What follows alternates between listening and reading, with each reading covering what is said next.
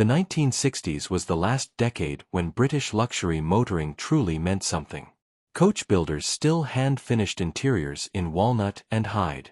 Engineers still believed a car should glide rather than merely move.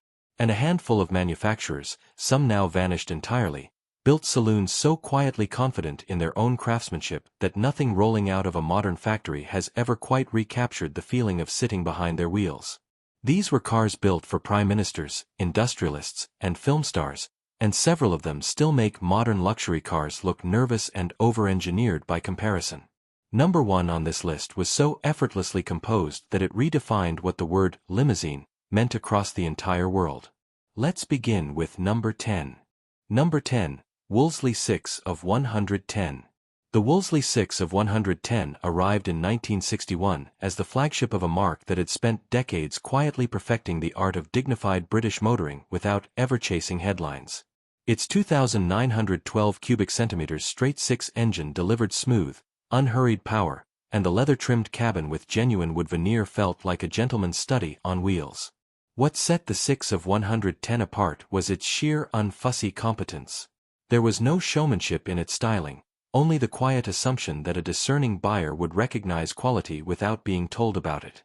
The illuminated Wolseley badge on the bonnet, glowing softly at night, became a small signature of understated arrival that no modern dashboard notification could ever replicate. It was luxury as good manners, not luxury as spectacle, and that philosophy has almost entirely vanished from the industry today. Number 9. Humber Imperial. The Humber Imperial, built from 1965 as the ultimate expression of the Super Snipe range, was Roots Group's answer to a simple ambition: prove that a British family manufacturer could build something genuinely fit for a head of state. Power steering, a heating and ventilation system considered remarkably advanced for its era, and a divided front bench trimmed in soft leather gave the Imperial a sense of occasion that few rivals could match at the price. Company chairmen and senior civil servants favored it precisely because it delivered genuine presence without the ostentation of a Rolls-Royce badge. Modern executive saloons chase this same sense of authority through screens and software. The Imperial achieved it through proportion, silence, and the simple confidence of a well-built cabin, a combination that feels almost impossible to manufacture today. Number 8. Vanden Plas Princess 4Liter R. Few cars tell a stranger and more charming story than the Vanden Plas Princess 4Liter R, launched in 1964 with a Rolls-Royce-built straight-six engine fitted beneath coachwork finished by one of Britain's most respected coach builders. This was badge engineering elevated into genuine artistry rather than a cost-cutting exercise, and the result was a car that combined a Rolls-Royce power unit with distinctly British saloon proportions and an interior of extraordinary craftsmanship. Deep buttoned leather, polished walnut picnic tables, and a ride quality tuned specifically for comfort over sportiness made it a favorite among buyers who valued serenity above outright performance. The idea of two proud manufacturers collaborating so closely, purely in pursuit of refinement, belongs to an era of the industry that simply no longer exists. Number 7. Rover P5B 3.5 liter. The Rover P5B, fitted from 1967 with Rover's newly acquired ex-Buick 3.5 liter V8, quietly became one of the most respected cars in British public life without ever raising its voice.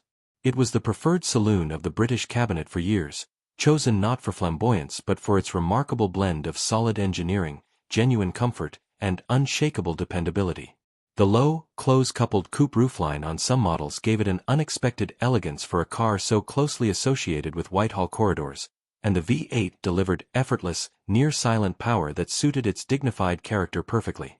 It was a car built to be driven in rather than looked at, trusted by people who needed reliability and discretion above all else, a combination modern political transport rarely achieves with anything like the same visual restraint. Number 6. Jaguar 420G. The Jaguar 420G, introduced in 1966, was Jaguar's statement that true luxury and genuine performance were never mutually exclusive. Stretching nearly 17 feet in length, it offered a cabin of extraordinary spaciousness alongside a 4.2-liter straight-six capable of genuinely brisk cruising, an unusual combination for a car of its size and era. Independent rear suspension gave it a ride quality that embarrassed many rivals, costing considerably more, while its imposing twin headlamp front end announced serious intent the moment it appeared in a driveway. The 420G proved that a family-sized luxury saloon could still feel genuinely special to drive rather than merely comfortable to sit in, a balance that modern luxury barges, weighed down with technology, frequently struggle to recover. Number 5. Daimler DR 450 Majestic Major Limousine. The Daimler DR 450, built through the mid-1960s specifically for state occasions, funeral processions, and civic ceremony, carried a 4.5-liter V8 engine of astonishing smoothness beneath coachwork designed purely for gravitas. This was not a car built to be fast, though its performance genuinely surprised those who assumed otherwise. It was built to convey dignity at walking pace and composure at speed in equal measure, with a division separating driver from passengers and rear seating finished to a standard closer to a private members' club than a motor vehicle. Local authorities and funeral directors across Britain relied on the majestic Major for decades, valuing its unshakable smoothness above all else. Nothing built today is designed with such single-minded devotion to solemn occasion, because that particular market, and that particular patience, has simply disappeared. Number 4. Jaguar Mark X.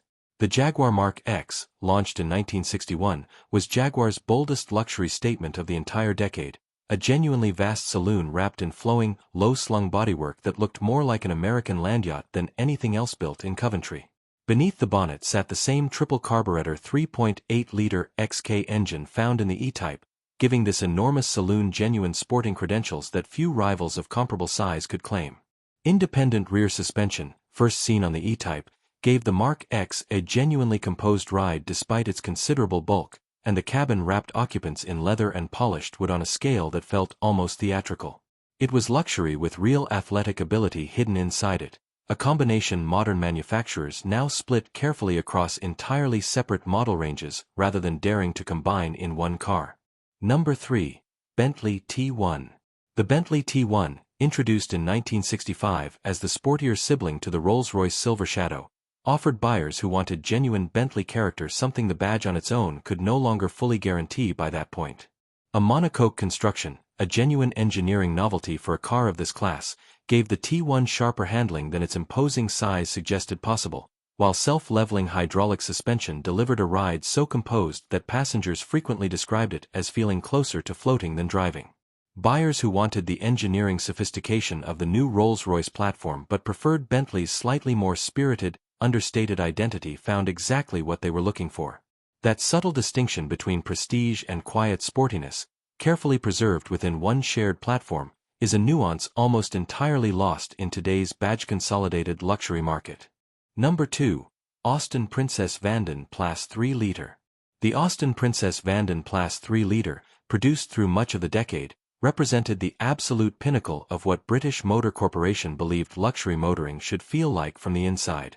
Every cabin was individually finished by Vanden Plas craftsmen, with West of England cloth, contrast piping, and burr walnut fitted by hand rather than machine, an approach that meant no two interiors were ever entirely identical. The straight-six engine prioritized smoothness and hushed refinement over outright pace, precisely matching the expectations of buyers who judged a luxury car by how little of the outside world intruded into the cabin. This genuinely bespoke, small-batch approach to interior craftsmanship, where human hands rather than robotic arms shaped every surface a passenger touched, is a manufacturing philosophy that mass production economics have made almost impossible to justify today. Number 1. Rolls-Royce Silver Shadow. The Rolls-Royce Silver Shadow, launched in 1965, did not simply top this list, it fundamentally redefined what a luxury saloon could be for the rest of the 20th century. Its unitary construction was a genuine engineering gamble for Rolls-Royce, abandoning the traditional separate chassis in favor of a lighter, stiffer monocoque, yet the result was a ride so serene that engineers reportedly balanced a glass of champagne on the bonnet at idle to demonstrate the smoothness of the engine beneath it. Self-leveling suspension, four-wheel disc brakes, and a cabin trimmed with a level of restrained elegance that avoided ostentation entirely made the Silver Shadow the default choice of royalty, heads of state, and captains of industry across the world. It sold in numbers previous Rolls-Royce models could only have dreamed of, without ever once compromising the brand's reputation for quiet, deliberate perfection.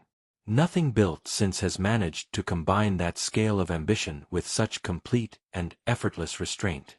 These 10 saloons tell a story about a Britain that still believed craftsmanship, patience, and quiet confidence were worth paying for. They were built in an era before badge consolidation, before shared platforms, and before luxury became a matter of screen count rather than hand-finished detail.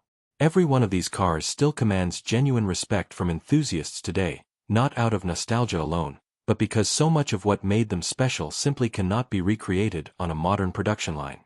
Which one of these would you have chosen to drive in the 1960s? Let us know in the comments below, and tell us if you've ever ridden in one of these yourself. If you enjoyed this countdown, please like the video and subscribe to Britain Rewind. British motoring history still has many more stories to tell.